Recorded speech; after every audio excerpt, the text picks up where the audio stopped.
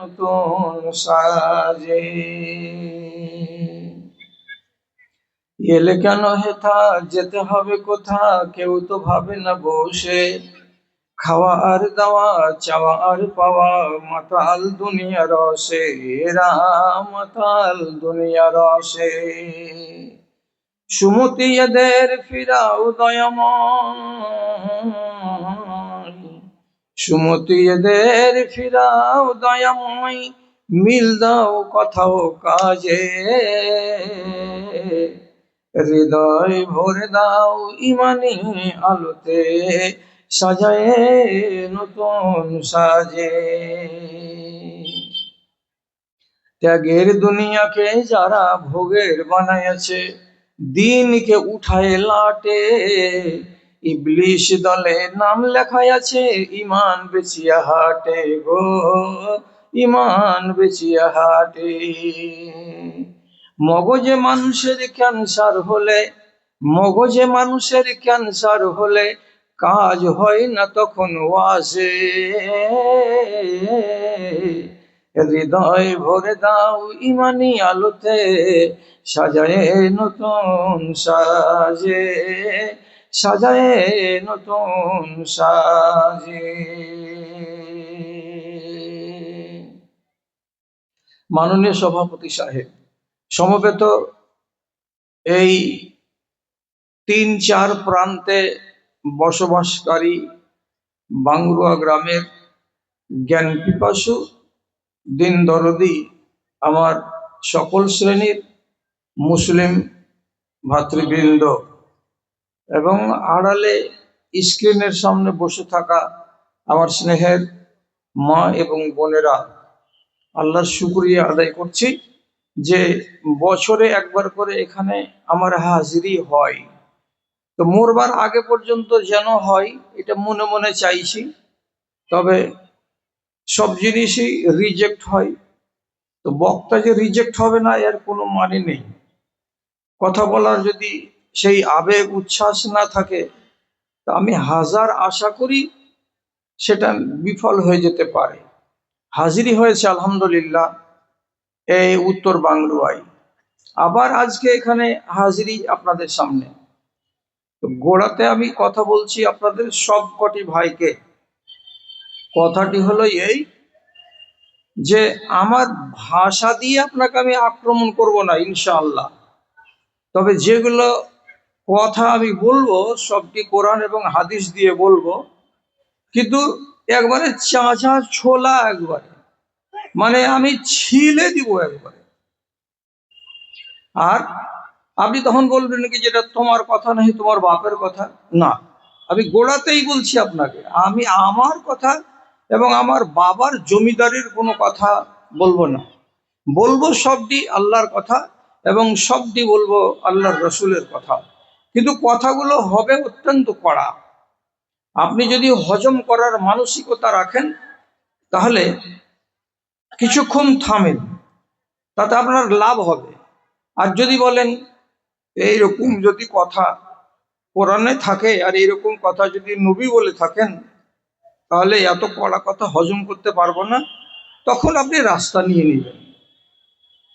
কথাটা হলো, আরম্ভ করছি আপনাকে এই দিয়ে যে পৃথিবীতে যত প্রাণী রব্বুল আলামিন তৈরি করেছেন সেই প্রাণীর সাথে আপনি যখন নিজেকে মিলাবেন তো সব কিছুতে হয়তো মিলে যাবে, কিন্তু দুটো জিনিসে মিলবে না।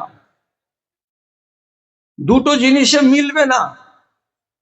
কি কি দুটো জিনিস?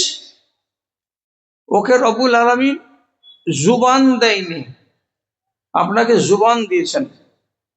এবং আল্লাহ রব্বুল আলামিন কোন পৃথিবীর প্রাণীগুলোকে এইরকম আক্কেল দেননি যে আক্কেলের দ্বারাই নিজের ভালো এবং মন্দকে বিবেচনা করতে পারে, কিন্তু আল্লাহ আপনাকে আক্কেল দিয়েছেন যে আক্কেলের দ্বারাই কোনটা মঙ্গল কোনটা অমঙ্গল আপনি বেছে নিতে পারবেন।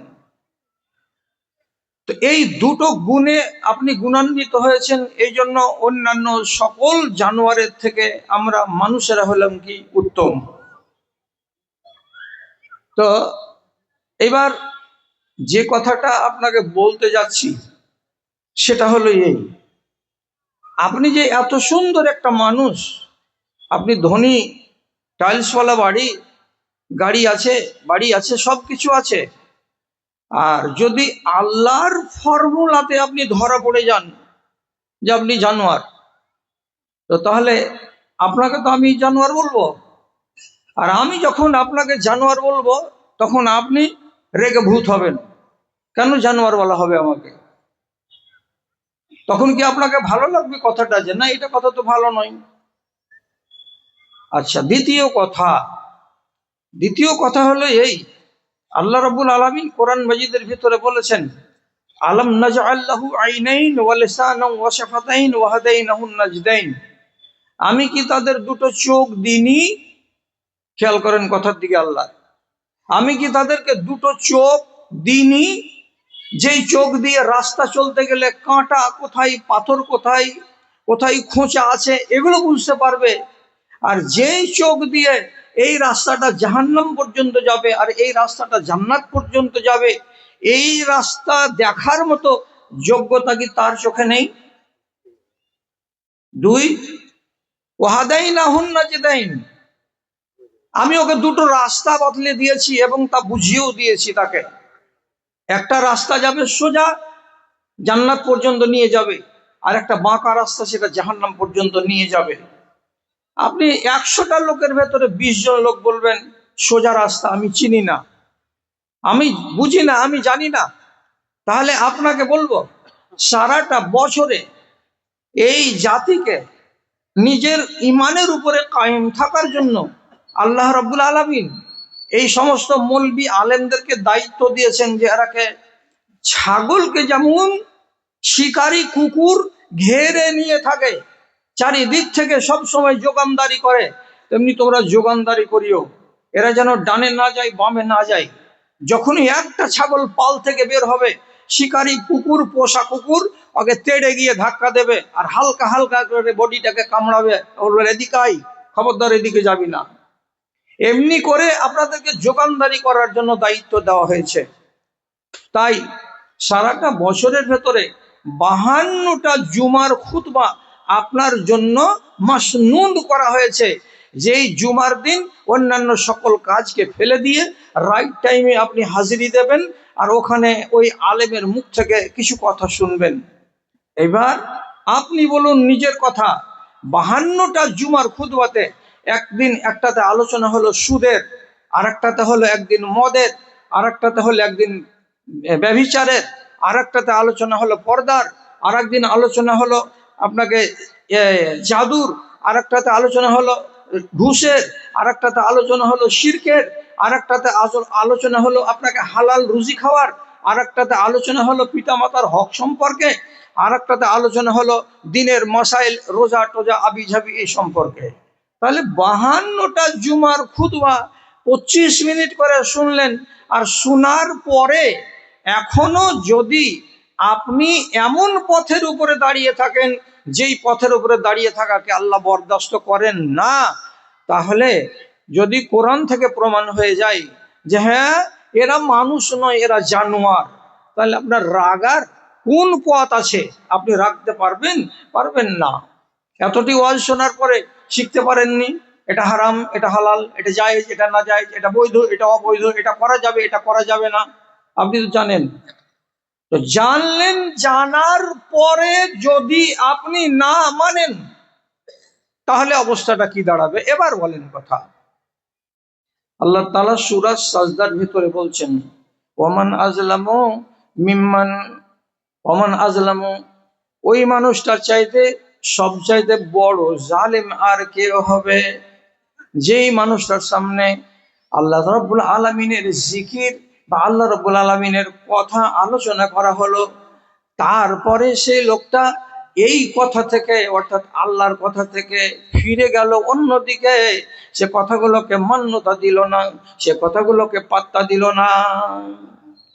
ওমান আজলামু মিম্মান যুকিরা বিআয়াতি রাব্বিহি সুম্মা আরাদা আনহা, শোনার পরে মুখ ফিরিয়ে যারা চলে গেল, এই মানুষগুলোর চাইতে পৃথিবীতে জালেম কে আর হতে পারে? বড় বড় জালেম আর কে আছে? এই হলো সব থেকে বড় জালেম আল্লাহর দুনিয়াতে। আর যে হবে জালেম সে হলো অপরাধী। অপরাধী মানে কি? আসামি। আর যে হবে আসামি তার সাজা হবেই হবে, হবেই হবে, হয় দুনিয়াতে হবে না হয় আখেরাতে হবে। আল্লাহ তাআলা বলছেন ওয়া ইন্না মিনাল মুজরিমিনা মুনতাকিমুন, আমি যারা আসামি হবে তার বদলা চুকিয়ে নেব, আমি ছেড়ে দেব না। আচ্ছা, আপনি এখনো নিজেকে আসামি ভাবছেন না? কেন ভাবছেন না? যে আমি তো আসামি নই, তো আমি আসামি বলবো কেন? কোরআনে আল্লাহ বললেন যারা এরকম জালিম হবে বা জুলুম করবে তারা আসামি। তা আপনি কোনো জুলুম করেছেন বলে মনে হয় না, বা জুলুম করতে গেলে আসামি হবে এটা আপনি ভাবতে পারছেন না।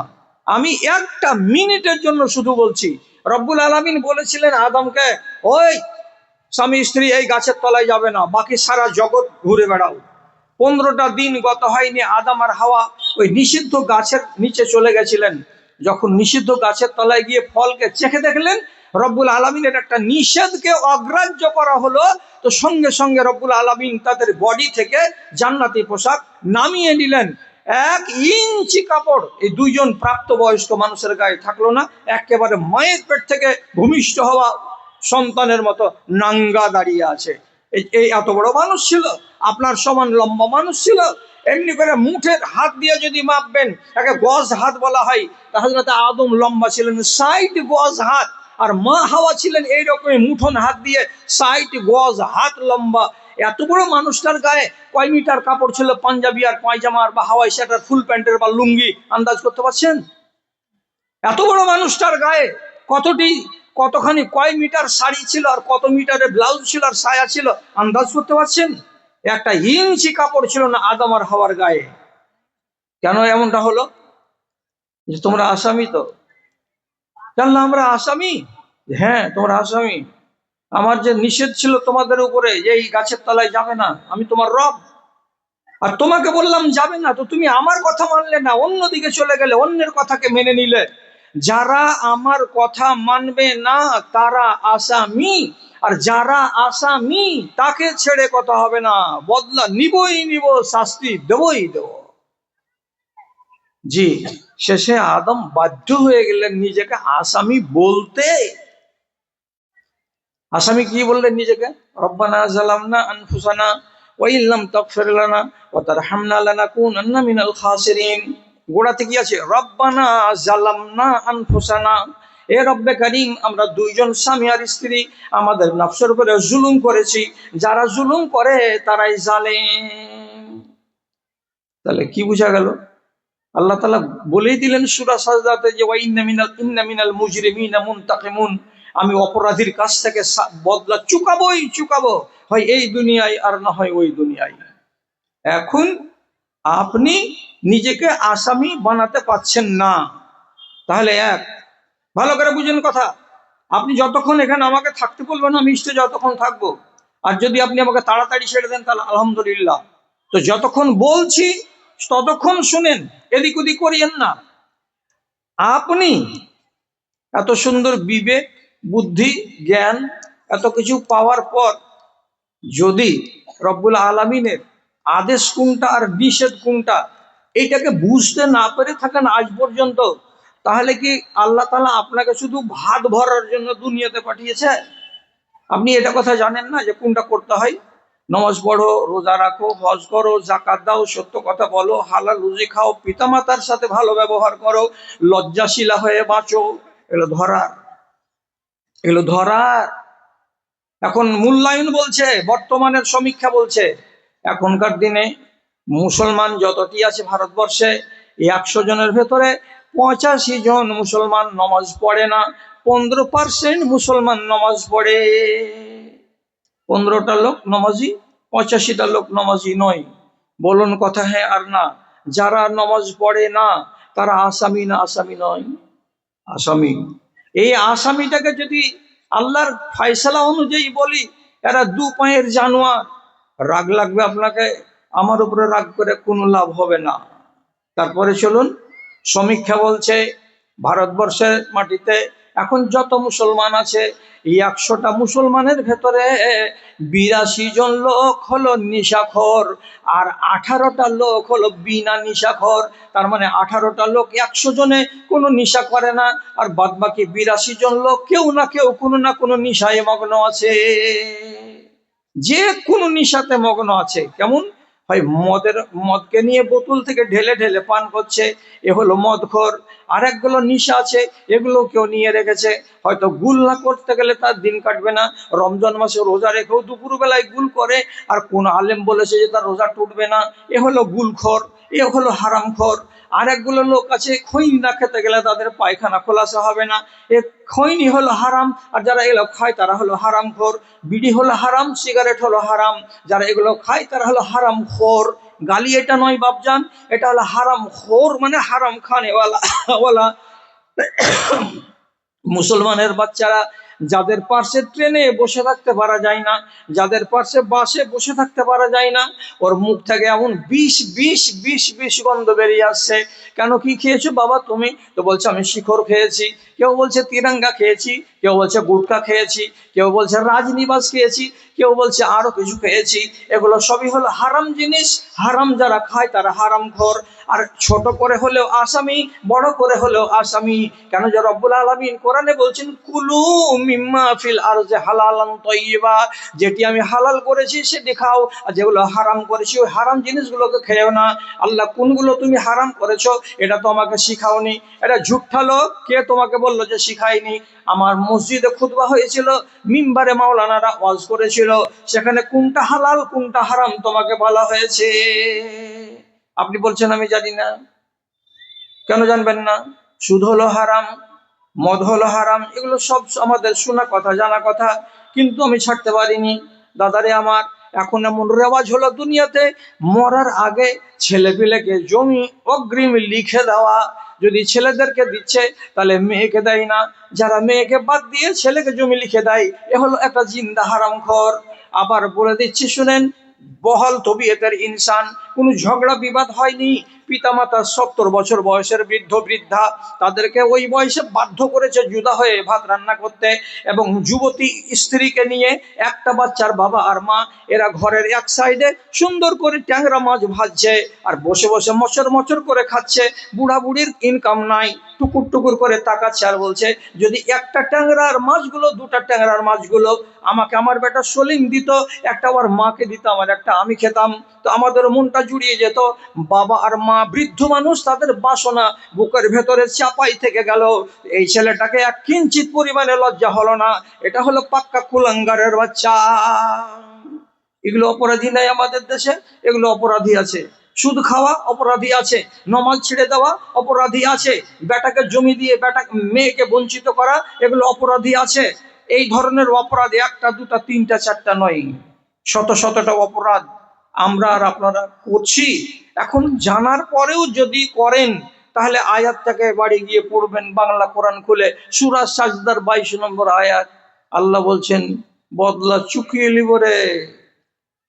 গত পরশুদিন কাটিহারের পশ্চিম দিকে এমন একটা গ্রাম থেকে জালসা করে এলাম, গ্রামের নাম নিতে পারবো না, কেন যে এই যে যোগানদারগুলো আছে, ওই যোগানদারগুলো গ্রামের নামটা বলে দিবে, আমার পরে অসুবিধা হবে। আমাকে একটা বাড়িতে নিয়ে গেল, যাওয়ার পরে বলছে ভাইগুলো যে মাওলানা আমার বাপের একটু ফুং ফাং দিয়ে দেন তো। কি জন্য, কি ফুং দিব? আমি তো ফুং দেওয়া মৌলবি নই। বলছে না, একটু দোয়া পড়ে দেন যদি আমার বাপের কল্যাণ হয়। কি হয়েছে? বলছে 17 দিন থেকে আমার বাপের মুখ খুলে না। তো 17 দিন থেকে মুখ খোলে না, ডাক্তারকে দেখান। ডাক্তারকে দেখিয়েছি, কানে কানে জিজ্ঞেস করছি এরকম কেন হলো। তো কেন হলো, তখন ছেলেগুলোর ভিতরে চোখ টিপাটিপি করছে। শেষে বলেই দিল, বলে দিয়ে বলছে যে আমার দুটো বোন এখান থেকে কাঁদতে কাঁদতে নিজের শ্বশুর বাড়ি চলে গেছে। আমরা 3 ভাইয়ের সামনে বলে যে বাপ যদি মরে যায় তো মরা বাপের চেহারা দেখতে আসবো না, আর জিন্দা বাপের চেহারা দেখে গেনু, যদি বাপের মনে লাগে তো কিছু দিবে, আর বাপের মনে না লাগে তো না দিবে। এই যে গেলাম তো গেলাম বাপের বাড়ি থেকে। তো বেটিরা কি কহে যে আল্লাহ তাআলার কাছে কেঁদেছে, সেটা ওরাই জানে। ওরা কোনো বদদুয়া টদুয়া করেছে না করেনি, ওটা আল্লাহ রাব্বুল আলামিন জানে। এই যে বেটি চলে যাওয়ার কয়েকদিন পর থেকে জবানটা আস্তে আস্তে আস্তে আস্তে বন্ধ হলো, তো বন্ধ তো বন্ধই। এখন পর্যন্ত খুলেনি, বলে 17 দিন হয়ে গেল। তো এই ভাইয়েরা এখন বলছে বাপের যদি জুবান খুলে যায়, বাপ বাঁচে, তো আমরা নিজেরা যাব, আর যাওয়ার পরে কিছু কিছু জমি আমাদের বোনেদেরকে আমরা ফেরত দিয়ে দেব। যে তুই বুঝতে পারছিস আর তোর বাপ বুঝতে পারে না? তুই বেশি বড় কুলাঙ্গার না তোর বাপ বেশি বড় কুলাঙ্গার? ওই যে আমার বাপ অবুঝ ছিল, তোরা যে খুব মাস্টার, তো তোরা নিতে গেলি কেন? সেদিন বললি না যে হাজি বাপু দলিলে আমাদের 3 ভাইয়ের নাম আর আমার 2 বোনের নাম সুলতানা আর রিজিয়া, আর 2জন কই গেল, তো তোরা বোন দুটার নাম কেন নিসনি? তখন বুঝতে পারিনি মাওলানা, এখন বুঝ। তোর বাপের যদি জান না যায়, যতদিন বাঁচবে ততদিন বিছানায় ঝাড়া ফিরবে, আর অতদিন বিছানায় পিসাব করবে, আর ওর পিসাব পায়খানাকে তোরা টানবি কেন? যে জমি তোরা লিখে নিয়েছিস। এটা হলো দুনিয়ার সাজা, আখেরাতের সাজা তো আছেই। আপনি বলছেন যে এত কড়া কড়া করে যদি কেউ ওয়াজ করে, তো এগুলো আমাদের মতো মানুষ মানতে পারবে? আচ্ছা, তো আবু বকর সিদ্দিকের বংশধরেরা আর রাসূলুল্লাহর বংশের লোকেরা, ওরা মানুষ ছিল না? হ্যাঁ গো, এরা মানুষ ছিল না?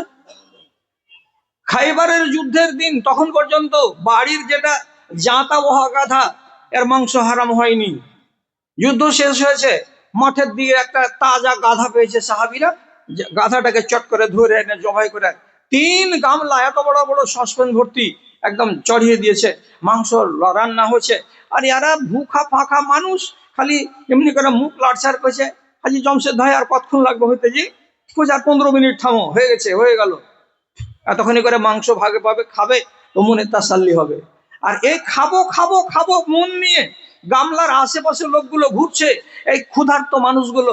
এমন সময় আর একটা লোক রাসূলুল্লাহর নির্দেশকে নিয়ে হাঁটতে হাঁটতে চলে এসেছে, আর আসার পরে তখন বলছে কি, হুররিমাত লুহুমা উহুমুল আহলিয়াতে, ও মানুষেরা, আজকের দিন এই মাঠের ভেতরে আল্লাহ রাব্বুল আলামিন 2-3টা নতুন বিধান নাযিল করেছেন।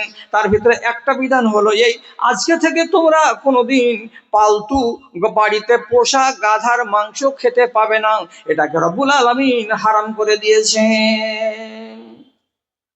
তো মনটাতে কি কহে, হ্যাঁ তুই আলি, তুই এই টাইমে কেন আলি? 1/2 ঘন্টা পরে আসতে বললি না? এখন রান্নাটা নামবে আর আমরা খাবো, সব মুখে মেজে বসে আছি, ভুখা মানুষ। আর এই সময়তে এসে কইতে কইতে পালতু গাধার যা মাংস সব হারাম করে দেওয়া হয়েছে। তখন কি করবে এবার আপনি বলুন? আপনারা কোন কথা, আমার গ্রামের বিশনপুরের মানুষ, যে দুনিয়ার যে মানুষ হোক না কেন, সোজা ফতোয়া দিবে, এখন কাটি সেটালে, পরে আর খাইছি না, ছাড়, খাইলে এখন খেয়ে নিব। কিন্তু সাহাবায়ে কেরাম কি বলছেন? একজন আর একজনের দিকে বড় বড় চোখ করে দেখছে আর বলছে জমশেদ চাচা কি করবে? আর একজন আর একজনের দিকে দেখছে আর বলছে এলাহি ভাই কি করবে? যে কিচ্ছু করতে হবে না, যে জিনিসটাকে হারাম করা হয়েছে ওকে এক্ষুনি ছেড়ে দিতে হবে। তখন সাহাবী বলছেন ফাআরাকনাল কুদুরা ওয়া হিয়া তাফুরু, কলকল কলকল করে আগুন উঠছিল চুলা দিয়ে, আর যেই আগুনে রান্না হচ্ছিল মাংসগুলো, ওই হাঁড়িটাকে চুলা থেকে নামালাম, আর নামিয়ে তাতে সিপাহা লাগিয়ে দিয়ে উল্টো করে ওই চুলাতেই ঢেলে দিলাম, হল হল করে মাংসগুলো, একটা বিন্দু পরিমাণে মুখে দিলাম না। তারা মানতে পারবে আর আপনি মানবেন না, তার জন্য আমার কাছে টাইম চাইছেন না? দেখেন, টাইম আপনি পাবেন না, এ কথাটা মেনে রাখেন। একগুলো শাস্তি আছে দুনিয়াতে নিতে হবে, আর একগুলো শাস্তি আছে দুনিয়া এবং আখেরাতে নিতে হবে। তার ভেতরে একটা শাস্তি বলছি এই কাতিয়াত রাহাম, যে আত্মীয়তার সম্পর্ককে ছিন্ন করবে, তাকে লাঞ্ছিত হতে হবেই হবে দুনিয়াতে, তারপরে সে মারা যাবে। বাপের সাথে যদি সম্পর্ক বেটার না থাকে, মায়ের সাথে যদি বেটার সম্পর্ক না থাকে, এই সম্পর্ক ছিন্নকারী ছেলে একদিন না একদিন এই দুনিয়াতে বেইজ্জত হবেই হবে, এবং বেইজ্জত হয়ে লাঞ্ছিত হয়ে তারপরে সে কবরে যাবে। এটা হলো দুনিয়ার সাজা। আপনি মনে মনে ভাবছেন দুনিয়ার সাজা কম হবে, আখেরাতের সাজা বেশি হবে। তো বেশিরভাগ মানুষের তো কথা হলো আখেরাত আসবে তখন দেখা যাবে। একজন বেনামাজকে বলছি নমাজ কেন পড়ো না, যদি এক্ষুনি মালাকুল মউত আসে জান কবজ হয়ে যায় তো কি করবে? মরবো, তখন দেখা যাবে। আর একজন বলছি কবরে যে তোমাকে হিসেব চাইবে, তো কবরে তুমি যে যাবে দাঁড়িয়ে ছিলা মানুষ বেটি ছেলের মতন হয়ে, তো তখন তুমি কি জবাব দিবে? ওই যে কবরে যাব তখন দেখা যাবে। যেটাই কথা বলছো ওকে দেখা যাবে দেখা যাবে দেখা যাবে, তুমি কি দেখবা? তোমার দেখার কোনো ক্ষমতা আছে কি? কি দেখবা তুমি? মালাকুল মউত তোমার যখন জ্ঞান থাকবে, আক্কেল থাকবে, তখন তোমার খাটের কাছে এসে আওয়াজ দিয়ে বলবে এরকম বেনমাজ, এরকম বেরোজাদার, আর এরকম চোট্টা, এইরকম জমিকে মেরে খাওয়া লোক, এরকম সুদখোর আর এরকম মদখোর, এইরকম মানুষগুলোর কাছে এসে আল্লাহর ফেরেশতা আওয়াজ দিবে, ইয়া আইয়াতুহান নাফসুল খাবিসা, একবারে ডাইরেক্ট বলবে, এই খব্বিস জন বেরিয়ে আয়, এই খব্বিস বেরিয়ে আয়। কাকে ডাকছে? আপনার আত্মাটাকে ডাকছে, এই খব্বিস বেরিয়ে আয়। তো যখন খব্বিস বলে বেরিয়ে আসবে, তখন আপনি তো বলতে পারবেন যে সলিম লাঠি কেন দিস তোরে, কে আছে এটাকে দেখে লি একটু, আমি আমাকে খবিস বলার কে আছে? কারণ দাঁত হয়নি কোনোদিন আমার সামনে উঁচু করে মাথা কথা বলার, আর আজকে আমাকে বলছে যে এই খব্বিস বেরিয়ে আয়, তোকে সাবার করে দেবো, বলার হিম্মত আছে? কচু হয়ে বসে থাকবেন বিছানাতে। আমি জোরে বলছি, খবরদার কথাটাকে এলোমেলো করবেন না। আজ 20 বছর আগেকার কথা, কুমিদপুরের দক্ষিণ দিকে আগে জালেম ছিল, সে জালেমের কথা আমি বলবো না, কি কি করে বেড়াতো। জালেমের যখন মরণের টাইম এলো, তখন মালাকুল মৌতকে দেখতে পেল। আর আপনিও দেখতে পাবেন মালাকুল মৌতকে, আমিও দেখতে পাবো মালাকুল মৌতকে। এ কথাটা ভুলিয়েন না। দাদা আমার, ভাই আমার, মা আমার, খালা আমার, পৃথিবীতে যত মানুষ আছেন, একবার জীবনে একবার মালাকুল মৌত মানে আল্লাহর ফেরেশতাকে আপনি স্বচক্ষে দেখতে পাবেন। আর যে আজ একটা কথা আরবিতে বলতে পারেন না, একটা দুয়া মুখস্থ করতে পারেন না, শিখে রাখেন আমার কাছে, যেমনি এপার থেকে ওই পারে চলে যাবেন, এই দুনিয়াকে ছেড়ে দিয়ে ওই দুনিয়ায় যাবেন, আপনাকে রব্বুল আলামিন এমন যোগ্যতা দেবে যে আপনার মতো গজুয়াটা ফটাফট আরবি বলবে। হাসছে, হ্যাঁ আমরা আরবি বলতে পারবো, আপনি আরবি বলবেন। এই কবর থেকে যে আরবি ভাষা শুরু হবে আপনার, তো জান্নাতে গেলেও আরবি, জাহান্নামে গেলেও আরবি, আপনার বাংলা ভাষা আর থাকবে না। কালকে মৌলভী শাহাবুদ্দিনকে বা আর কোন মৌলানাকে জিজ্ঞেস করে বলবেন এটা ফালতু কথা না, এটা আসল কথা। জি হ্যাঁ, তাহলে ফেরেশতাকে আপনি দেখতে পাবেন। তো এই মালাউন, ওই লোকটার কথা যে বলছিলাম, যখনই আল্লাহর ফেরেশতা এসেছে, মানে খুব খারাপ আকৃতি নিয়ে আসবে, তো তখন দেখে বলছে, কে আছে এটা রে? হ্যাঁ, কে আছে ঘরে, কেন ভরলি একে, ভার ঘর টেনে একে। ছেলে পিলে বলছে, কার কথা কইছি জি বাবু?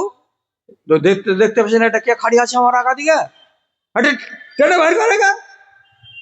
সব হা করে তাকে চলছে, টেনে বাইর করতেন, কে আছে?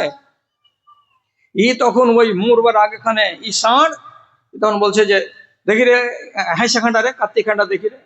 তো আল্লাহর ফেরেশতা তখন এই সামন থেকে এদিকে হয়ে গিয়ে ওর মাথার ব্যাক সাইডে হয়ে গেছে। বলছে, তুই আমার কাছ থেকে পালাবি? আমাকে চিনিস? আমার নাম কি? ওই হাইসা হাতে করি এদিক দিয়ে ছোট কুঠিতে পা দিয়া বড় কুঠির ঝাপনিতে চড়েছে। কাকে মারতে? ওই যে হাইসা দেখাচ্ছে ওকে মারতে যেমনি উঠেছে, ঝাপনির মাঝখান ফাটা ছিল, ফাটা খান দিয়ে ঢুকে গিয়ে ট্যাঙ্কটা উপর দিকে আর মুড়িটা নিচু দিকে হয়ে গেছে। তারপরে এরা যারা বাপু খুব কুড়িতে পড়ে গেল রে, ধরে বাপুকে যদি ধরে বাহির করে আনছে, তখন পর্যন্ত বাপু কিন্তু ঠান্ডা, আর নাই বাপুর তরপানি নাই, সব ঠান্ডা হয়ে গেছে। মালাকুল মৌত তার জানটা নিয়েছে কোনখানে? তো বড় 14 মনের কুটির ভিতরে ওকে নিয়েছে, কুটির ভিতর থেকে মরা মানুষকে বের করতে হয়েছে। ভাই, আপনি মালাকুল মৌতকে স্বচক্ষে দেখতে পাবেন।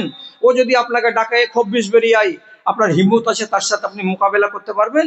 তাহলে দুনিয়াতেই তো দেখতে পেলেন, আমার হিসাবটা কেমন শুরু হয়ে গেল। ভালো করে জেনে রাখেন, একগুলো শাস্তি দুনিয়াতে হবে আর একগুলো শাস্তি আখিরাতে হবে। আল্লাহ তাআলা বড় টাইট কথা বলেছেন, কথা থামতে পারবেন তো? কোরআনে এক জায়গাতে লেখা আছে, তোর চামড়া লিখিয়ে নিব,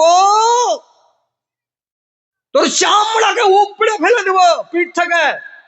জিজ্ঞেস করুন আলেমে দিনকে, লেখা আছে কোরআন মাজিদ, আল্লাহ তাআলা বলছেন, নাযাতান লিশাওয়া, তোর পিঠের বুকলা পর্যন্ত ছিঁড়ে দেব আমি। চিনিস তুই আমাকে, আমার আগুনকে? এত বড় শাস্তি রব্বুল আলামিন দেওয়ার জন্য প্রস্তুত হয়ে আছেন। আহারে, মিঠা হবে এগুলো কি, যখন চামড়াটাকে আমার তুলে নেওয়া যাবে। আল্লাহ তাআলা আরেক জায়গাতে বলছেন, খুযুহু ফাগুল্লুহু সুম্মা ফি সিলসিলাতিল জাহিম সাল্লুহু, এই ফেরেশতারা ধরো এই নালায়েককে, শুধু 1 মিটার সুতা দিয়ে নয়, 2 মিটার দিয়ে নাই, 70 গজ জঞ্জির দিয়ে হারামখোরকে বাঁধো, আর বাঁধার পরে একে হিচড়াতে টানতে জাহান্নামে নিয়ে চলো। আপনার মতো মানুষ আর আমার মতো মানুষের জন্যই কথাটা বলা হয়েছে, বেঁধে হিচড়াতে জঞ্জির শেকল পরিয়ে দিয়ে আমাকে আপনাকে জাহান্নামে নিয়ে যাওয়া হবে। এটা অসম্ভব কথা নাই বাবা। যদি কেউ যেতে নারাজ হয় যে না ওদিকে যাবো না করে যদি কতরাই, আপনি জিজ্ঞেস করেন মাওলানাদেরকে, সূরা জুমারে রব্বুল আলামিন বলছেন, ওয়াসিকাল্লাযিনা কাফারু ইলা জাহান্নামা জুমারা, এইরকম মোটা মোটা এরকম মোটা মোটা এই এই লম্বা লম্বা 4 হাতের 5 হাতের লাঠিগুলো, বেতের লাঠি যেমন হয় আসামি ও বাঁশ দিয়ে তৈরি করা যেমন লাদনাগুলো হয়, ওইরকম লাদনা দিয়ে কুকুর পিটা করে পিটে পিটে পিটে পিটে এক একজন মুসলমানকে জাহান্নামের দিকে নিয়ে যাওয়া হবে। আপনি লাত খেতে খেতে, জুতা খেতে খেতে যে চলে যাবেন জাহান্নামের দিকে। ডান দিককে ছেড়ে বাম দিকে হাঁটার ক্ষমতা হবে না, আর বাম দিকে যদি নিয়ে যায় আপনাকে, আপনি ডান দিক দিয়ে আর কোনো দিকে পালাবার রাস্তা করতে পারবেন না। আল্লাহ রাব্বুল আলামিন আরেকগুলো লোককে বলছেন, তোকে কানা ঢেলা বাড়া এই করে তোকে আমি উঠাবো, তোর চোখকে কানা করে একদম অন্ধ, কিচ্ছু দেখতে পাবি না, এইরকম করে তোকে উঠাবো।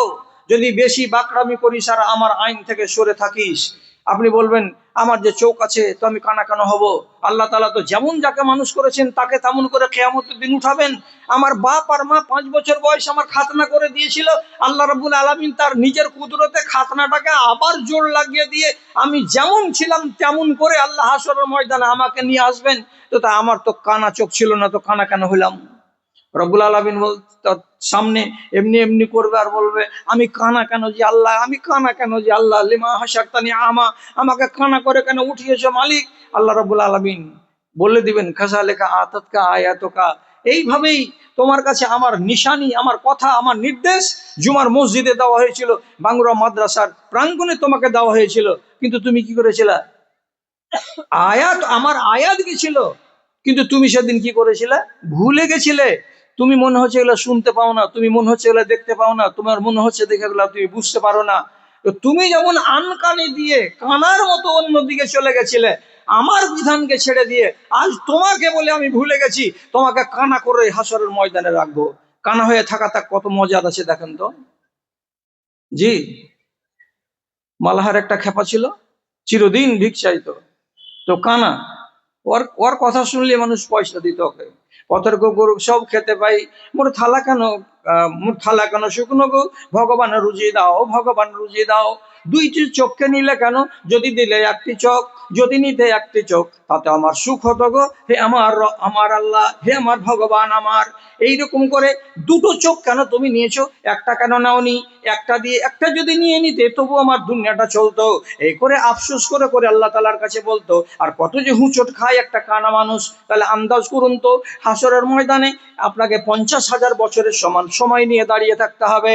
আপনি বলুন এ কানা চোখ নিয়ে এত লম্বা সময় ধরে এভাবে দাঁড়িয়ে থাকাটা আপনার জন্য আযাব হবে না হবে না? আল্লাহ তাআলা বলছেন বদলা যেমন করে পারবো, যার সাথে তেমন করে চুকাবো। এগুলো লোকের কথা বলছে, বেশি চেঁচাবে যখন, মরে গেলাম, কলেজা শুকিয়ে গেল, আল্লাহ পানি দাও, আল্লাহ পানি দাও। রব্বুল আলামিন সূরা আহজাবে বলছেন ওকে কি করা হবে?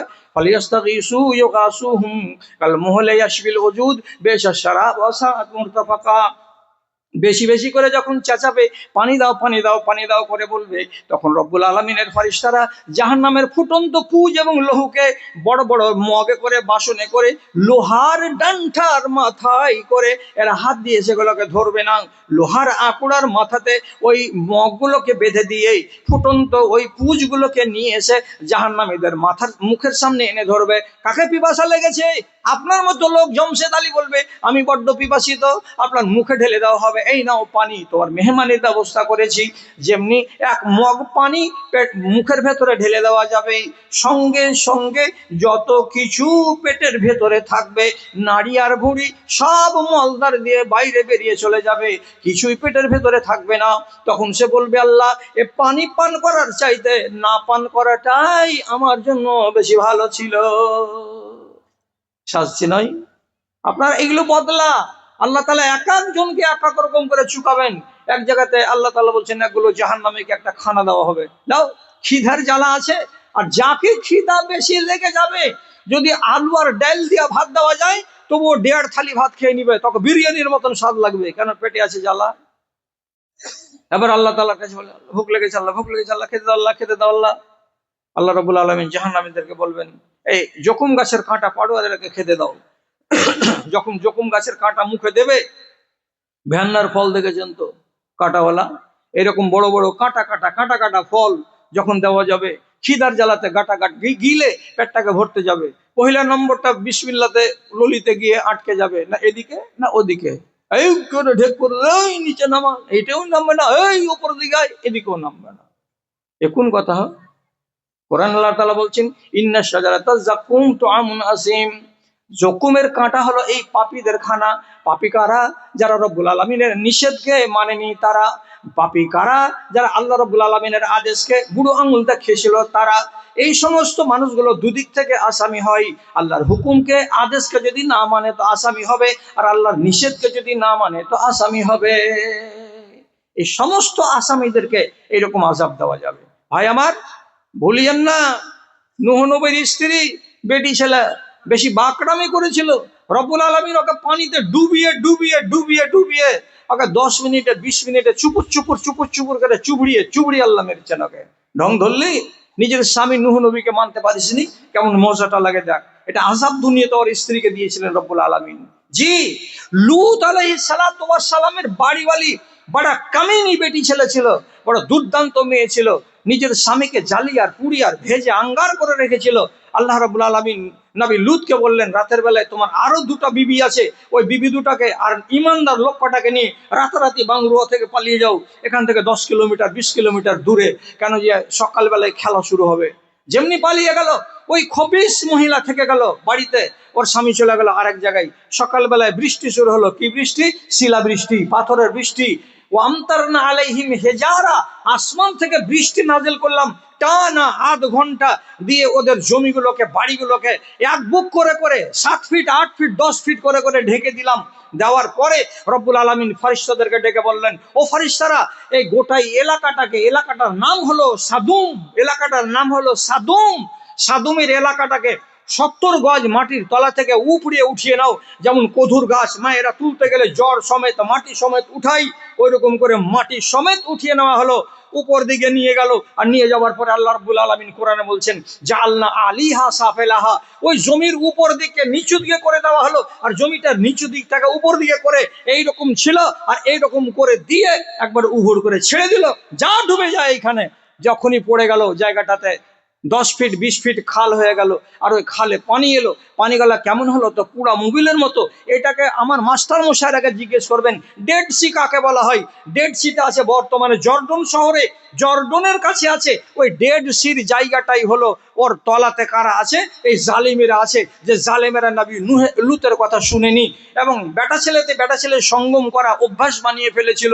তাদেরকে আল্লাহ তাআলা এই জায়গাতে গায়রত করেছে, আর ওই জায়গাতে এই কালো নদী তৈরি করেছে, যেখানে মাছ নাই, যেখানে পোকা নাই, যেখানে শামুক নাই, যেখানে ঝিনুক নাই, যেখানকার পানি কোনো গরু বাছুর ছাগল ভেড়া বাঘ ভাল্লুক কেউ পান করে না, ওইখানকার পানিকে সে দেশের লোক সেচের কাজে ব্যবহার করে না। এত বড় আযাব রব্বুল আলামিন দিয়েছেন। আল্লাহ তাআলা কি বলতে চাইছেন কোরআন মাজিদে সূরা সাজদায়?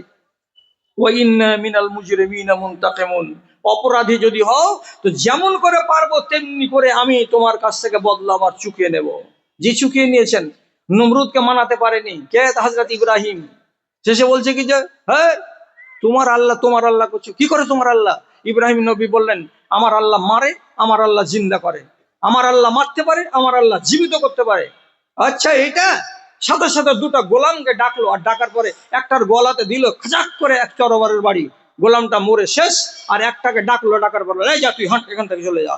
দিয়ে নবী ইব্রাহিমকে বলছে আমি তো পারি, দেখলে আমার দুটো গোলামকে ডাকলাম, একটাকে কপিয়ে ফেলে দিলাম আর একটাকে ছেড়ে দিলাম, তো আমিও বাঁচাতে পারি, আমিও মরণ দিতে পারি। এই বোকার মতন যখন কাজ করে দিল, নবী ইব্রাহিম আলাইহিস সালাতু ওয়াস সালাম যুক্তিতে এসে গেলেন, যে প্রত্যাবর্তনাকে বলছেন আমার আল্লাহ সূর্যকে পূর্ব দিকে উঠাই এবং পশ্চিম দিকে ডুবাই, তুমি যদি ক্ষমতা রাখো তো এই সূর্যকে পশ্চিম দিকে উঠাও আর পূর্ব দিকে তুমি একে অস্তমিত করো, তাহলে আমি মেনে নিব যে হ্যাঁ তুমি বিশাল বড় আল্লাহ। যখনই এই পরীক্ষাতে ফেলে দিয়েছে, এমন ভেজালে পড়েছে, আল্লাহ কোরআনে বলছেন ফাবহিতাল্লাযী কাফার, এর পাছা দিকে হাওয়া বেরিয়ে গেল। কোন কথা বললি তুই? এত বড় কাজ তো আমি করতে পারবো না।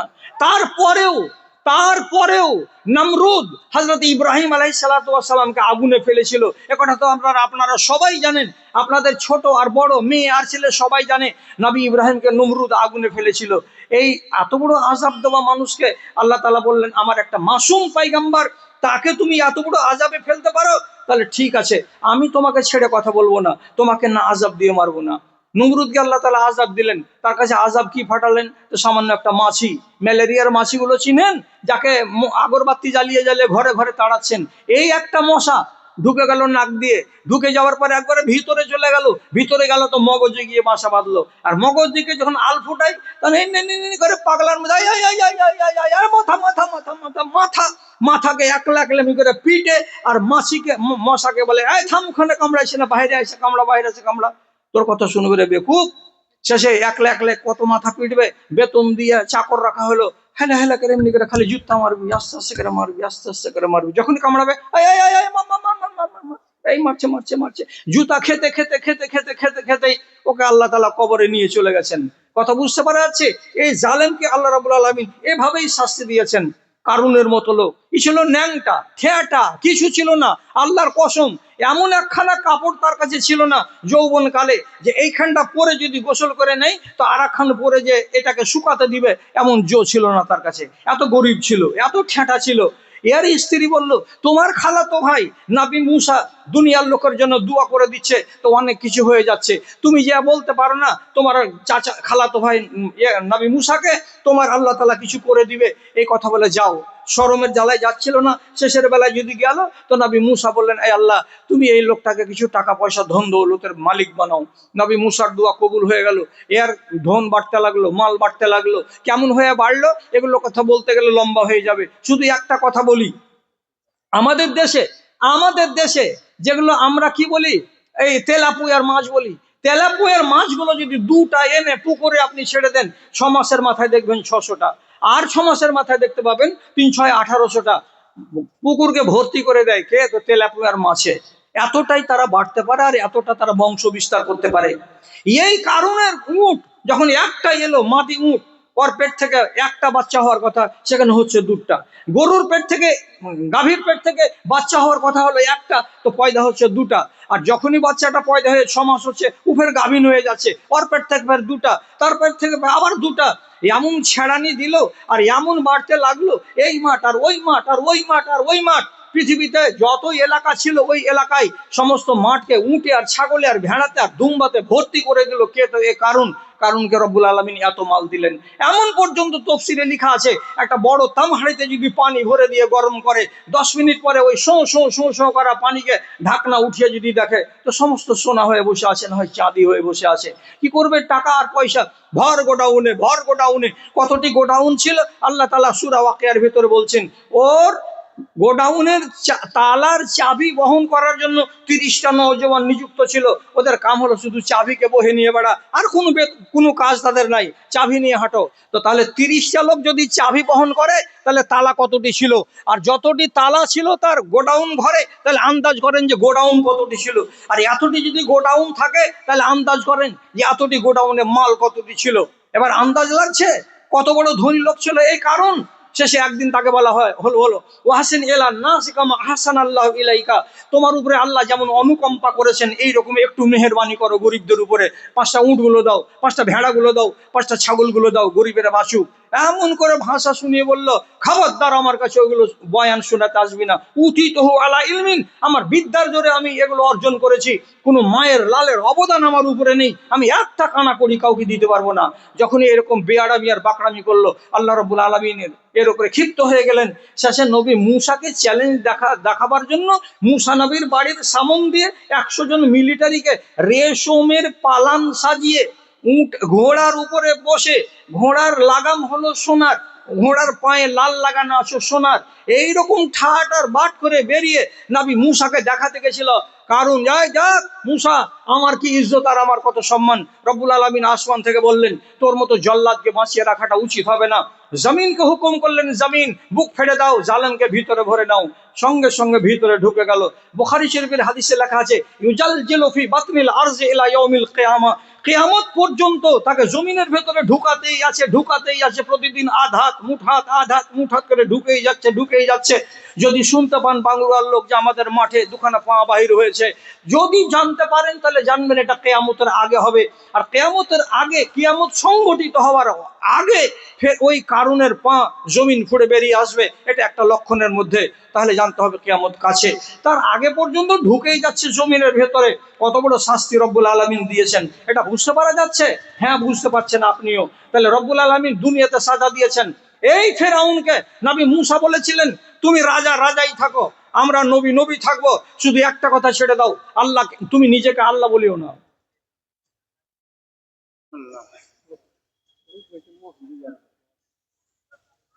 ঠিকই আছে। হ্যাঁ, আমি তো আগে করেছি, যত তাড়াতাড়ি হবে ছাড়বে তত তাড়াতাড়ি হবে। আচ্ছা, তো ভাই আমার যেটা কথা বলছিলাম, হঠাৎ করে ছেড়ে দিলে ফের লক্ষ্মী বেজবে। আর তালে তালে তালে ছাড়ছি, তালে তালে ছাড়ছি। আচ্ছা, হ্যাঁ হ্যাঁ, ছাড়িনি। কথাটা হলো এই, তো এই এই বাকরামি করা আসামিকে আল্লাহ তাআলা কি করেছেন? কোরআনে বলছেন ফাআগরাকনাহু ওয়া জুনুদুহু, আর 14 গোষ্ঠীকে আল্লাহ তাআলা পানিতে ভরে দিলেন। তাহলে আপনাকে এতটি কথা বলার মানেটা হলো এই যে আসামি যদি সাব্যস্ত হয়ে যায় তাহলে তাকে সাজা হয় দুনিয়াতে নিতে হবে, আর না হয় আখেরাতে নিতে হবে। আপনি কি নিজেকে মনে করেন যে আমি আসামি? যদি বলেন না আমি আসামি নই, তাহলে আমার 50 বার আলহামদুলিল্লাহ। আর আমি যদি প্রমাণ করে দিই যে হ্যাঁ আপনি আসামি, তাহলে টেঁড়া বাঁকা করিয়েন না। আল্লাহ তাআলা কোরআন মাজিদের ভেতরে বলছেন আপনাদের মতো মানুষের নামে এই কথাটা আছে কি, লাহুম কুলুবুন লা ইয়াফকাহুনা বিহা, কিছু মানুষ আছে যাদেরকে আমি সুন্দর একটা অন্তর দিয়েছি, অন্তরকে কাজে লাগাই না, এক দোষ। তারপর আল্লাহ তাআলা বলছেন ওয়ালাহুম আয়ুনুন লা ইউবসিরুনা বিহা, এদের সুন্দর দুটো চোখ আছে, চোখ দিয়ে কিন্তু ভালো জিনিসকে দেখতে চেষ্টা করে না, এটা হলো 2 নম্বর দোষ। 3 নম্বরে আল্লাহ রাব্বুল আলামিন বলছেন ওয়ালাহুম আযানুন লা ইয়াসমাউনা বিহা, ওদেরকে সুন্দর দুটো কান দিয়েছি, কান দিয়ে শুনতে চাই না। এর মানেটা কি? আপনার উপরে ফিট করে দিলাম। এইবার কি ফিট করলাম?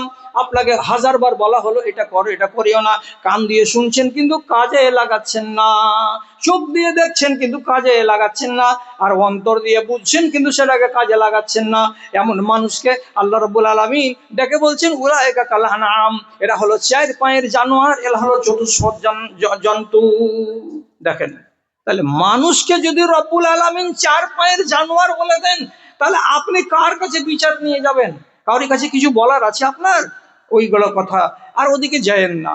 কোরআনে আর এক জায়গাতে রব্বুল আলামিন বলেছেন, ওইটা আছে সূরা আনফালের ভেতরে, ওই যে পৃথিবীতে সবচাইতে নোংরা জানোয়ার কোনটা? আপনি বলবেন শুয়োর। আল্লাহ তাআলা বলছেন শুয়োরের চাইতে নোংরা জানোয়ার আছে দুনিয়াতে, তুমি ওদেরকে চেনো? বলছে আমি তো চিনি না। রব্বুল আলামিন বলছেন ইন্না শাররাদ দাওয়াবে ইনদাল্লাহি, আল্লাহ রাব্বুল আলামিনের নজরে সবচাইতে নোংরা, সবচাইতে ঘৃণিত জানোয়ার কোনটা? তো রব্বুল আলামিন নিজে বলে দিচ্ছেন সুম্মু আল বুকুমুল্লাযী লা ইয়াকিলুন, যে শোনার মতো যোগ্যতা রাখে অথচ শোনে না, বহিরার মতো ভান করে। যে লোকটা কথা বলতে পারবে, জবানে আর নেই অথচ মুখ দিয়ে কোনো কথা বলে না, এই লোকটা। আর একটা ওই সিফাত, যে লোকটার ভেতরে আক্কেল আছে কিন্তু আক্কেলটাকে কাজে লাগায় না, সত্য কথাকে বুঝার চেষ্টা করে না। 3 রকমের রোগে যারা আক্রান্ত আছে আল্লাহ তাআলা তাদেরকে বলছেন শাররাদ দাওয়াব, পৃথিবীতে যত জানোয়ার আছে তাদের চাইতেও সেটা নিকৃষ্ট জানোয়ার। তাহলে কে টিকলো? ঘুরে ঘুরে তো আমি টিকলাম, আমি টিকলাম। কথা শেষ করছি এই যে কুপথে যায়েন না, ইমানটাকে নষ্ট করিয়েন না। ইমান যদি নষ্ট করেন তাহলে দুনিয়াও যাবে, আখেরাত যাবে। আর শেষ কথাটা বলে দিচ্ছি, পাপ যদি করেন একটা, তো পাপ যখনই করবেন আপনার আত্মাটা দাগদার হবে। আল্লাহ তাআলা আসমান থেকে আপনাকে পবিত্র নফস দিয়েছেন, আত্মা দিয়েছেন, পবিত্র জিনিস আল্লাহ ফেরত নিবেন। আর আপনি যদি আত্মাটাকে অপবিত্র করে দেন, আল্লাহ বলছেন আমি নাপাক জিনিস তোমাকে দিইনি, আমি এই জিনিস ফেরত নিব না। যদি আত্মাতে দাগ লাগে, এই না আত্মাটাকে নিয়ে 7 আসমানে যাবে উপর দিকে রুহটাকে রাখতে ফেরেশতারা, হাদিসে আছে প্রথম আকাশে আটকে দিবে গেটম্যান। এত মরা কুকুরের মতন গন্ধ আসছে এই রুহ দিয়ে, এটা কার? ওই যে এটা বাংরুয়ার পশ্চিম পাড়ার উমুকের এটা রুহ আছে, ওই যে উপরে যেতে দিব না, আসমান নাপাক হয়ে যাবে, একে ঘোরাও এখান থেকে। আল্লাহর ফেরেশতারা যারা নিয়ে যাচ্ছিল রুহটাকে উপর দিকে আসমানে, ওই রুহের বাসনে রাখার জন্য, ওরাকে যখন আটকে দেবে ওরা ওটাকে ছেড়ে দেবে ওইখানে, ওইখান থেকে এই নফসটাকে একবারে আল্লাহ তাআলা হুকুমে নিচে আছাড় মেরে ফেলা হবে। কোন জায়গাতে গিয়ে পড়বে? 7টা ভাগ জমিনের তলায় একখানা জায়গা আছে, জায়গাটার নাম হলো সিজ্জিন। সিজ্জিনে গিয়ে পড়বে। আর সিজ্জিনে যদি কোনো রুহ চলে যায়, আল্লাহর কসম খেয়ে বলছি আমার বাপজান, এই রুহ না কবরে সুখ পাবে, না হাসরে সুখ পাবে, না কিয়ামতের মাঠে সুখ পাবে, না ফাইসালা হওয়ার পরে সুখ পাবে। ওর তকদিরে যে বাম নামলো তো নামলো তো নামলোই, ও একদম জিন্দগি ওর কালি হয়ে গেল। জি। আর যদি উপরে চলে যাই তাহলে যাবে কোথায়? তো ইল্লিইন। ইল্লিইনে থেকে রুহটা এসেছিল আপনার আমার দুনিয়ার মানুষের। পাক রুহ রাখবেন, আবার ফেরত যাবে কোথায়? ইল্লিইনে। যদি আমার রুহ ইল্লিইনে পৌঁছে যেতে পারে তাহলে আমি কামিয়াব। আর ধাব্বা যদি লাগে আপনার ইমানে, গেল, সব কিছু গেল। অতএব ইমানটাকে পাক রাখবেন। ইমানকে পাক রাখার জন্য 3টা ওষুধ খাইয়েন মাঝে মাঝে। একটা ওষুধ হলো কবর জিয়ারত করা। 2টা ওষুধ হলো, 2 নম্বর ওষুধ হলো রাতের বেলায় নির্জনে বসে মরণকে স্মরণ করা। আর 3 নম্বর ওষুধ হলো নিজের বাড়িতে বসে বসে, যখন ডানে বামে কোনো লোকজন থাকবে না, তখন নিজের আমলগুলোকে নিজে নিজে নিত্যিতে পাল্লাতে চাপিয়ে ওজন করা। আপনি বলবেন পারবো করতে? কি হ্যাঁ পারবেন। সকাল ভোরে 5টার সময় উঠে আপনি সন্ধ্যা এসা পর্যন্ত কি কি কাজ করেছেন, এ কথাটিকে আপনি কি নিজের বাংলাতে বলতে পারবেন না? আপনি নিজে বলছেন ডানে বামে তো কোনো লোক নেই, বলবেন সকালে একটা ফকিরকে 2 টাকা দিয়েছি, আলহামদুলিল্লাহ। তারপরে আমি বাড়ি এলাম, তো দেখছি যে এইখানকার একটা মৌলানা সাহেব খাড়ো। বাড়ি কোথায়? তো বাড়ি তালগাছি। নাস্তা পানি করেছেন? করে। ওকে খাইয়ে দিলাম, আলহামদুলিল্লাহ। জোহর আজান পড়লো, 4 টাকা নামাজ পড়ে দিয়েছেন, আলহামদুলিল্লাহ। তারপরে আসরের নামাজ হলো, তারপর চলে গেলেন বাজারে। বাজারে গিয়ে কিন্তু আপনি আর আসরের নামাজ পড়লেন না, এটা পাপের খাতাতে লিখে দেন। কোনো একটা লোককে চড় মেরে দিয়েছিলেন, চড় মেরে দেওয়াটাকে পাপের খাতাতে লিখেন। এইরকম করে করে নিজের পাপ আর পুণ্যকে প্রত্যেক দিনকার ওজন করে দেখেন। যদি দেখেন যে আমার পাপ বেশি হয়ে যাচ্ছে, নিজেকে বদলাতে চেষ্টা করবেন। এটা 1 নম্বর। মরণকে স্মরণ করতে গেলে অনেক উপকার আছে। মরণ স্মরণ হতে গেলেই আপনার পাপ হবে না আপনার দ্বারাই। আর কবরস্থানকে যদি জিয়ারত করতে যাওয়া যায়, তো কবর দেখতে গেলে নিজের উপরে ফিট হয়ে যাবে এই কথাগুলো। এই কবরটা পুরানা, এই কবরটা 15 দিন হলো, এই কবরটা 2 বছর হলো, আমার বাপের কবর চিনতে পারি না, আমি আর কিছুদিন পর মরে যাব, আমার কবর এই কবরস্থানেই হবে, আমাকে কেউ চিনতে পারবে না, আমার উপরে এতটি মাটি পড়ে থাকবে। এই কথাগুলো যখন ভাববেন, তখন আপনার ভেতরটা কিন্তু পরিষ্কার হয়ে উঠবে। এই 3টা জিনিস করে কি, যেমন মানুষের পানিকে পরিষ্কার করার জন্য ফিটকিরি দিয়ে দিতে গেলে পরিষ্কার হয়, তেমনি আপনার ইমানটাকে ফিটকিরি দিয়ে পরিষ্কার করার মতো করে এই 3খানা জিনিস আপনাকে হেফাজত করে রাখবে। তাহলে এই 3খান জিনিসকে হেফাজত করবেন ইনশাআল্লাহ। আর আর বাড়বো না, এরা যেন আর কিছু কথা না বলে। যেটা শেষ কথা আজকের মতো 2 মিনিটে 2টা কথা বলছি, সেটা হলো এই, আল্লাহ তাআলা কোরআন মাজিদে বলেছেন, বান্দারা তোমরা আমার সিসি ক্যামেরার সামনে আছো। কথা বুঝতে পারলেন? সিসি ক্যামেরার সামনে আছো। সিসি ক্যামেরা চোর ধরে দেয়, এই জন্য ব্যাংকে লাগা আছে। সিসি ক্যামেরা এই জন্য লাগা আছে বড় বড় শপিং মলে, একটা চুরি করে পার হতে পারবেন না। আল্লাহ তাআলা বলছেন, ওয়া হুয়া মাআকুম আইনামা কুনতুম, তুমি যেখানেই থাকো না কেন আমার চোখ তোমার উপরে আছে। এই কথাটার উপরে যদি বিশ্বাস রাখেন, তাহলে আল্লাহ আপনার ঈমানটাকে নষ্ট হতে দেবে না। আর একটা কথা বলে দিচ্ছে, সেটা কি? কেরামান কাতেবিন, ডান কাঁধে একটা ফেরেশতা আছে নেকি লেখে, বাম কাঁধে একটা ফেরেশতা আছে পাপ লেখে। পাপটা করার কালেও এটাও রেকর্ড, নেকিটা করার কালে এটাও ভিডিও রেকর্ড। সব ভিডিও রেকর্ড হচ্ছে আমার দাদা, আমার ভাই, সবাই ভালো করে বুঝেন, এমনি রেকর্ড নয়, ভিডিও রেকর্ড হচ্ছে। আল্লাহর কসম, আপনি পাপ করার আগে খবরদার একবার ভাববেন, এটা ভিডিও রেকর্ড হয়ে গেল। ভিডিও রেকর্ডটাকে আপনি মিটাতে পারবেন? কোরআনে লেখা আছে, ইয়াউমা তুবলাস সারাইরু ফামা লাহু মিন কুওয়াতিন ওয়ালা নাসির। আপনার মতো মানুষটা যখন কিয়ামতের দিন স্বীকার করবে না যে আমি আসামি, তখন আল্লাহ তাআলা বলবেন, তোর ভিডিও চালাবো? হ্যাঁ চালাবেন আল্লাহ তাআলা। আর ভিডিও চালিয়ে আপনার যতগুলো দোষ আর ত্রুটি আছে আপনার চোখের সামনে 20 জন মানুষের সামনে আল্লাহ তাআলা দেখাবেন। তো যদি ভিডিও আজকে না হচ্ছে, তো দেখাবেন কেমন করে আল্লাহ তাআলা? কথা বুঝতে পারছেন তো? কোরআনের আয়াত একটাকে আপনি অস্বীকার করার চেষ্টা করবেন না। অতএব যখনই কোনো কাজ করবেন, ভালো করলেও আপনার ভিডিও ক্যাসেট, মন্দ করলেও ভিডিও ক্যাসেট, এটাকে যদি মগজে তাজা করে রাখেন, তাহলে ইনশাআল্লাহ আপনার ঈমান ড্যামেজ হবে না। আচ্ছা, এবার আমাদের ঘড়িতে বাজতে চললো 12টা 10 মিনিট। এ জামানায় 12টা পর্যন্ত কোনো লোক থাকে না। আপনারা এতটি লোক আছেন, ভালো লাগলো। তবে এর থেকে বেশি লোক ছিল ভান্ডারিতে। যত হুড়াহুড়ি, গেটটাকে ছেড়ে না দিলে আজ এত লাখ টাকা দামের গেটকে আজ সত্যানাশ করে রেখে দিত এরা। তো যা হোক, ভালো কাজ, 14টা গরু খেয়ে নিয়েছেন, এত বড় মসজিদ ধরেছেন।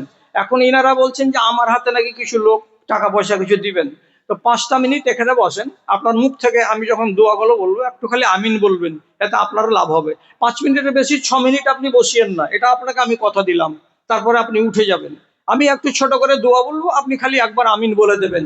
তো কোনো দাদা এমন আছেন যিনি বলবেন যে হ্যাঁ তোমার হাতে 10টা কি 20টা কি 100টা টাকা দেবো, যদি থাকেন তো আওয়াজ করেন। এখানে লিস্ট আছে নাকি কোনো যে দিয়েছে টাকা পয়সা কেউ? না, এগুলো সব আদায় হয়ে গেছে। কোনো দাদাজি আছেন কি এরকম যিনি বলবেন যে হ্যাঁ আপনার হাতে 500 টাকা দেবো?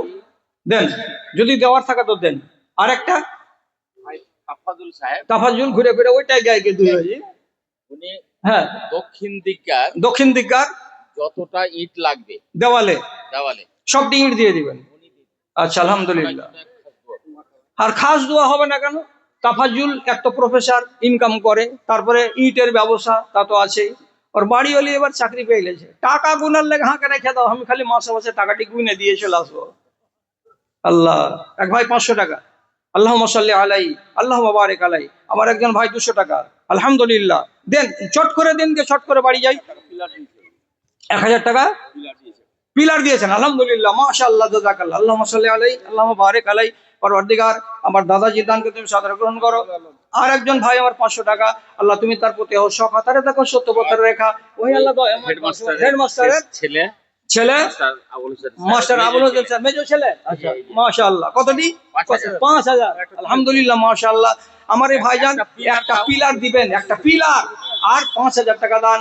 আল্লাহুম্মা সাল্লি আলাই, আল্লাহুম্মা বারিক আলাই। রব্বে কারীম ভাইয়ের দানকে তুমি কবুল করে নাও, যে আশায় দিয়েছে আশাকে পূরণ করো, আমিন আমিন বেরামাতকে আরহামার রাহিমিন। আরেকজন আমার ভাইজান 100 টাকা, আরেকজন 100 টাকা, আরেকজন 50 টাকা দান কবুল করো পাক সুবহানাহু মনের আরমান, আমিন।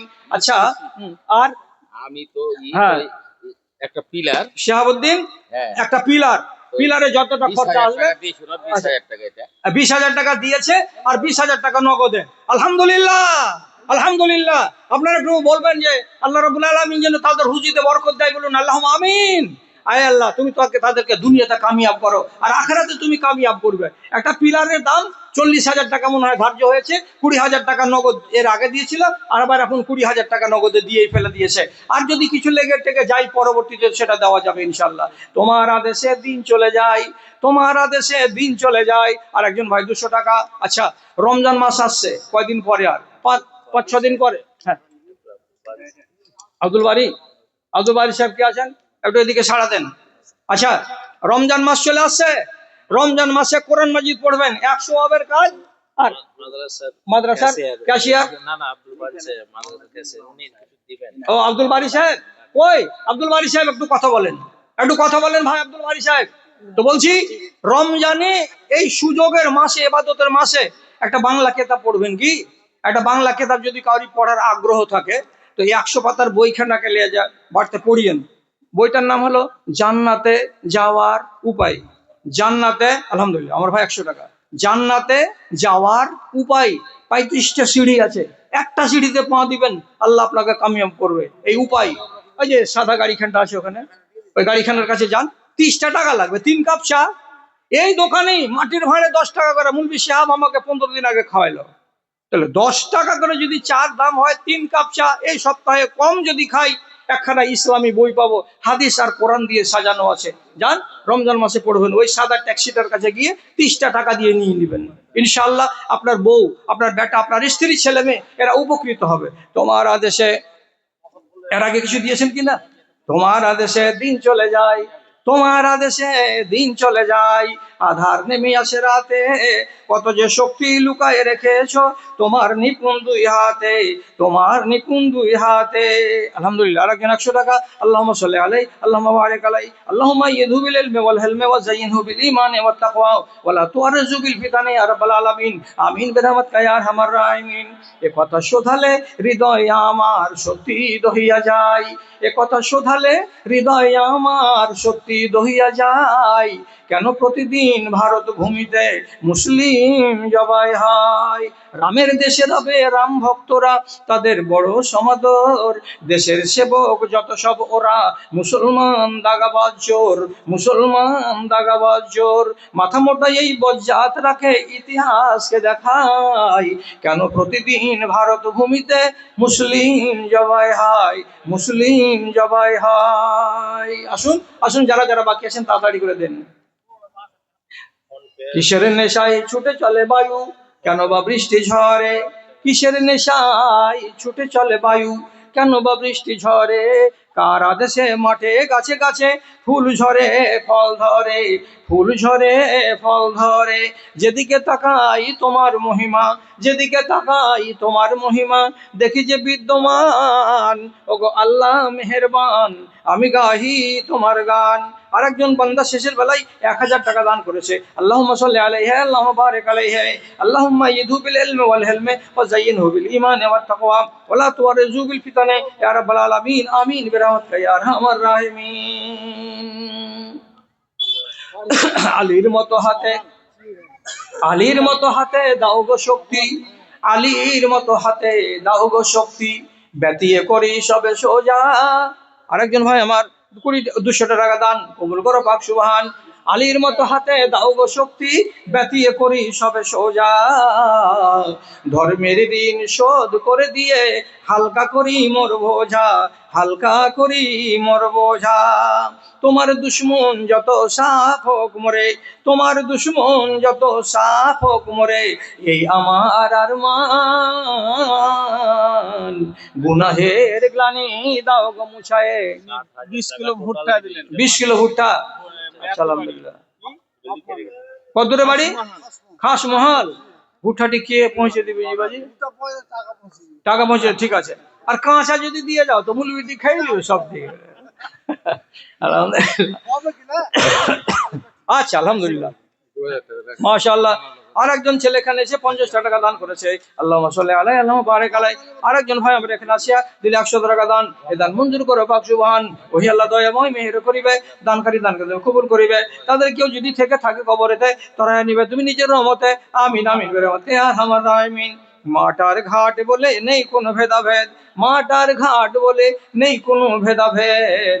অপরাধ চারিদিকে করে থই থই, প্রদীপটি হাতে নিয়ে খুঁজি আমি দাঁড়ে দাঁড়ে। হায় রে কোরআনের দুনিয়াটা কই, ইমানের দুনিয়াটা কই। গঙ্গালগড়ের হাজি আব্দুল হামিদ 2000 টাকা, আলহামদুলিল্লাহ। দূরের মানুষ গঙ্গানগর থেকে এসে 2000 টাকা করে গেলেন দান, দান মঞ্জুর করে পাক সুবহান। আল্লাহুম্মা সাল্লি আলাইহি, আল্লাহুম্মা বারিক আলাইহি, আল্লাহুম্মা আকসির মালাহু ওয়া লাদাহু ওয়া বারিক লাহু ফিমা তাতা ওয়া জিদ ফি উমরিহি আমিন। জিয়াউর রহমান 10 বড়া, আলহামদুলিল্লাহ আলহামদুলিল্লাহ। জিয়াউর রহমান আমার ভাই 10 বস্তা সিমেন্ট দিয়েছেন। 10 বস্তা সিমেন্টের মানে 4000 টাকা এখনকার বাজার দর। আল্লাহুম্মা সাল্লি আলাইহি, আল্লাহুম্মা বারিক আলাইহি। পরদিকে আলাম জিয়াউল হকের বাড়িটা কোথায়? আচ্ছা, বাপের নাম বা গ্রামের নাম লিখে নেবেন। আল্লাহুম্মা সাল্লি আলাইহি, আল্লাহুম্মা বারিক আলাইহি। হ্যাঁ, আল্লাহর মা 7000 টাকা দিবে মাসে মাসে। আতাউর রহমানের মা 7000 টাকা দিবে মাসে মাসে, মাসে মাসে। এই আতাউর রহমানের মা কিভাবে চিনতে হবে আপনারা চিনে নেন। আমার বোন উনি 7000 টাকা দিচ্ছেন মসজিদকে, মাশাআল্লাহ। এটা সাদকায়ে জারিয়া। আল্লাহ মাকসির মালাহা ওয়া ওয়ালাদাহা ওয়া বারিক লাহা ফিমা তাকা ওয়া জিদ ফি উমরিহা আমিন আমিন। তৈমুর সাহেব আমার ভাই 50 কিলো ভুট্টা, আলহামদুলিল্লাহ। 100 টাকা দাম, 1000 টাকা দাম। যখন ভুট্টার সিজন আসবে তখন মেরে কেটেও 1800-1900 টাকা, 2000 টাকা করে কুইন্টাল বিক্রি হবে ভুট্টা। আমার ভাইজান 50 কেজি ভুট্টা দান করেছেন, তার মানে আনুমানিক 1000 টাকা। পরবর্তীকার ভাই দানকে তুমি কবুল করো, সাদকায়ে জারিয়া বলে গ্রহণ করে নাও। রব্বানা তাকাব্বাল মিন্না ইন্নাকা আনতাস সামিউল আলিম ওয়া তুব আলাইনা ইন্নাকা আনতাত তাওয়াবুর রহিম বিরহমাতিকা ইয়া আরহামার রাহিমিন। এ কথা শোধালে হৃদয় আমার, এ কথা শোধালে হৃদয় আমার সত্যি দহিয়া যায়। কেন প্রতিদিন ভারত ভূমিতে, কেন প্রতিদিন ভারত ভূমিতে মুসলিম জবাই হয়। স্বাধীনতা নিতে দেশের মাটিতে, স্বাধীনতা নিতে দেশের মাটিতে রক্ত দিয়েছি ঢালি। স্বাধীনতা নিতে দেশের মাটিতে রক্ত দিয়েছি ঢালি। খঞ্জর হাতে শহীদ হলো টিপু, তোপ খেলো শওকত আলী, তোপ খেলো শওকত আলী। তবে কোন মুখে বলো পাকিস্তান যেতে, তবে কোন মুখে বলো পাকিস্তান যেতে, তোমরা কি যাবে লঙ্কা?